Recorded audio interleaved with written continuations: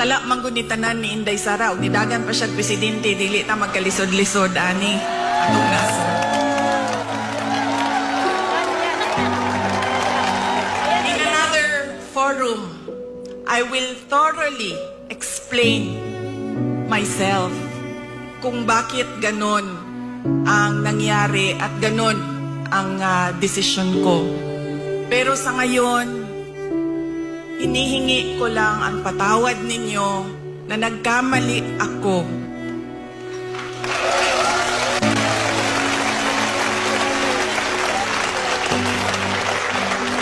Nagkamali ako sa paghingi ng tulong at suporta niyo para kay Pangulong Bongbong Marcos. I was on the mistaken belief that we were together on the platform of unity.